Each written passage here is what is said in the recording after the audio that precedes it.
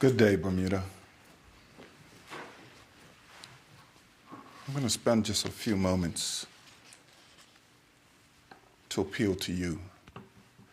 Operationally, the police will do their jobs. The governor will do his part. I, as the premier, and our government will commit and have committed all of our ministers to look at everything that they do, all the decisions that they make, to make an impact on this gang violence that is tearing us apart. Those things will happen. But right now, what I do know is this: there's a lot of pain being felt. There are families right now who are mourning. There's a son who's wondering what happened to his father. There's a mother who's trying to keep a community at calm. This is real. These are people's lives who are being impacted. This is an island who is feeling the pain right now of losing its young people, our most precious resource, to violence. This must stop. We must understand, and it is vital for this country, as small as it is, to know that if another member fails, then we fail. That if a family loses a loved one in this way, not just that family and that community feels the pain, but the rest of us do as well. We must remember that we are our brother's keeper, and we can no longer continue in building this divide amongst us.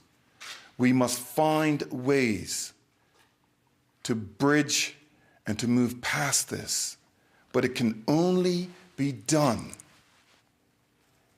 if we remember that people are important. We must understand that any life lost in Bermuda this way tears the whole island apart. And I can't even explain to you right now why I'm so torn up about this particular incident. It's intensifying, Bermuda, and we must intensify our effort to get along. And so I'm saying to all of us, our seniors, our communities, our clubs, and our businesses, we must find a way to get along. We must set the standard that our communities will follow. And so as the premier and representative of this government, I tell you that we will bring back the human element that we have lost. We can no longer continue to treat each other as if we're just objects. We are all precious to one another and precious in God's eyes. And so I am appealing to you, Bermuda, please understand that the life that has been lost, these two lives, does not bode well for any of us, whether it's socially or economically. We fail when these things happen, and we must understand how all of these are connected together. And so we will continue on with the operational things. We will intensify our efforts to ensure that there's more of a presence. But at the core of this, we are being torn apart by the heart. And we must understand that everyone in this country is most precious. Every life lost downgrades the community and the island and the experience of this wonderful island that we do have. And so yes, I did have something pre-done here, and I will give it to the media. But my appeal right now is to you, Bermuda. We need to come together. This has to be an effort by all of us. And we can solve it in short form.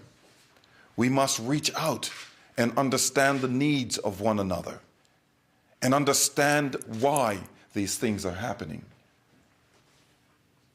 And once we reach that point, we can then have some serious dialogue about how we solve these challenges. And so the police will do their part, as I've said, tenaciously. They will go after this with exuberance. The government will do its part to help as well in being there for you.